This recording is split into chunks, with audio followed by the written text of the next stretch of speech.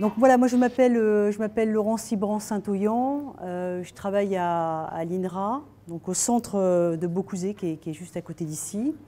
Je suis ingénieure de recherche. Quand on pense au rosier, c'est plutôt une pensée un peu sentimentale, de beauté, d'histoire, agréable, on va dire. On a un sentiment assez agréable autour de cette plante, peut-être plus que d'autres plantes ornementales. Donc il y a une histoire autour de cette plante qui fait qu'elle est nommée la reine des fleurs. Et vous verrez que le rosier remontant, il est apparu au milieu du 19e siècle. On essaiera de comprendre un petit peu pourquoi, mais à cette époque-là, il n'y avait que des rosiers fleurissant au printemps. Le fruit du rosier s'appelle le cynorhodon. Et donc ce fruit, il a des parfums un peu comme le pommier et le poirier. Donc on peut faire, alors c'est un peu laborieux de faire de la confiture avec du cynorhodon parce qu'il faut enlever toutes les graines qu'il y a à l'intérieur, et puis c'est des fruits tout petits, mais on peut faire de la confiture avec du cynorhodon. Il y a des recettes que vous trouvez sur Internet pour faire de la confiture au cynorhodon, c'est pas mauvais. Les obtenteurs, ceux qui ont créé les variétés, ils ont peu diffusé les croisements qu'ils faisaient. Alors, on espère qu'ils l'ont gardé quelque part, soit dans leur tête, soit sur des écrits qui restent confidentiels. Parmi les rosiers qui sont un petit peu fondateurs, on a les rosiers dits noisettes, qui sont des rosiers qui étaient... on parle de faible remontée. Il est marqué dans les textes historiques que ce rosier était capable de refleurir à l'automne, mais il faudrait qu'on puisse observer ces rosiers-là pour en être sûr, avec nos critères de caractérisation de la remontée de floraison. Début du 19e, l'arrivée des rosiers remontants, avec ce rosier fondateur qui s'appelle la France, qui donc était capable de refleurir à l'automne. Qu'est-ce qui fait la différence entre une plante annuelle, type céréale, et une plante pérenne, type rosier? La plante annuelle, on part d'une graine, ça fait une plante qui va passer par une phase juvénile, une phase adulte, il va y avoir une floraison, ça va redonner des graines et la plante va mourir. Ce sont des plantes annuelles et avec les graines, on repart l'année suivante, on ressème, etc.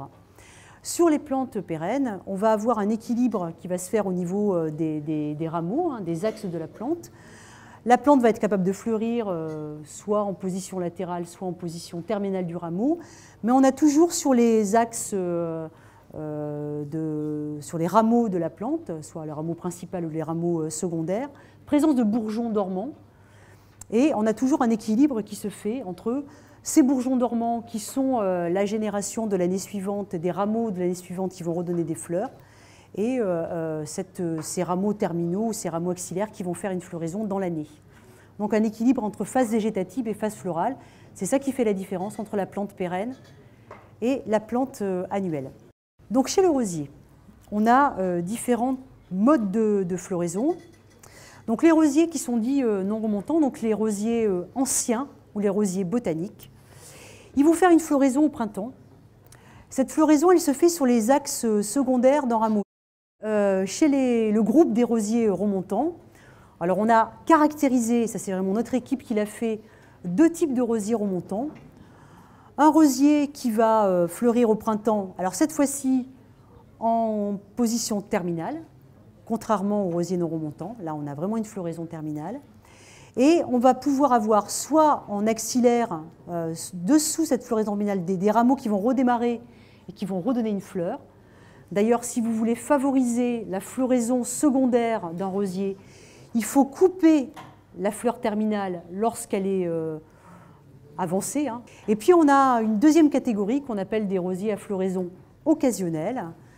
Ils vont avoir, comme les rosiers non remontants, des floraisons sur des rameaux latéraux et ils vont être capables, à l'automne, de faire de manière plutôt épisodique des toutes petites floraisons latérales. On a fait un croisement entre un rosier remontant, il a le doux nom de H190, et un rosier plutôt botanique qui s'appelle Rosa vichurana, qui est un rosier chinois plutôt couvre-sol. Donc vous voyez, ce croisement, c'était très intéressant parce que ces deux rosiers sont très très différents. Il y en a un qui est remontant, l'autre qui ne l'est pas. Fleur double, fleur simple. Il y en a un qui est peu épineux, l'autre qui est très épineux. Un qui est buisson, l'autre qui est plutôt couvre-sol. Il y a des différences au niveau du parfum.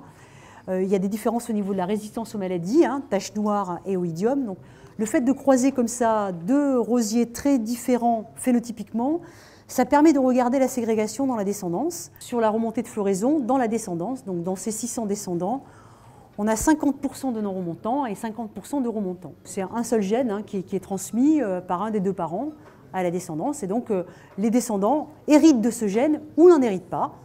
C'est là qu'on a eu beaucoup de chance, en fait. On se dit, qu'est-ce qui fait que, historiquement, on avait des rosiers non remontants, les rosiers botaniques, les rosiers anciens sont plutôt non remontants, et que là, tout d'un coup, on est arrivé avec ce caractère de remontée de floraison. Donc déjà, dans l'ordre d'apparition du caractère, on s'est dit, il y a quelque chose qui s'est passé entre les rosiers anciens et botaniques qui a conduit à ce caractère remonté chez les modernes. Il a perdu un répresseur, donc n'ayant plus de répresseur, il se met à refleurir, il n'y a plus de contrôle. Il a gagné un activateur floral, et donc effectivement, il y a une nouvelle fonction qui s'est mise en place. Donc ça, c'est clairement, chez les plantes, on a souvent ce type de phénomène. Des mutants naturels, on appelle ça des mutations somaclonales, ça arrive de manière complètement naturelle. Donc, ce qu'on appelle perception de la longueur des jours, en fait, c'est ça qui est perçu. L'histoire du gène ici, Constance, c'est une histoire extraordinaire. C'est une protéine qui vraiment s'accumule avec la longueur des jours et donc fait qu'effectivement il y a un passage à l'état floral qui ne peut pas arriver quand les jours sont courts. Voilà, donc c'est vraiment la longueur des jours qui intervient, mais il y a aussi la qualité de la lumière qui est importante pour ce passage à l'état floral.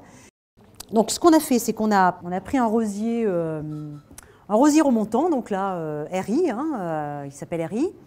Donc vous voyez, il fait une floraison terminale, une belle fleur rouge, et on lui a mis le gène TFL1 fonctionnel. Ah ben là, c'est sûr, il ne fleurit plus du tout. Donc là, on a cassé complètement la floraison, et on a bien montré qu'effectivement, la présence de ce gène chez un rosier empêchait la floraison du rosier. On essaye aussi de comprendre quand est-ce qu'il est arrivé, cette mutation, quand est-ce qu'elle arrive exactement. Quel était le premier rosier remontant qui a été sélectionné par cet inconnu et qui a permis d'introgresser ce caractère dans tous les rosiers modernes. Donc là, il y a un travail avec des historiens pour essayer de retrouver dans les écrits et puis génétiquement comment est arrivé ce caractère. Voilà, donc en fait, on pense que l'origine de la remontée de floraison, c'est un rosier qui s'appelle Rosa chinensis, qui est donc un rosier chinois, all blush.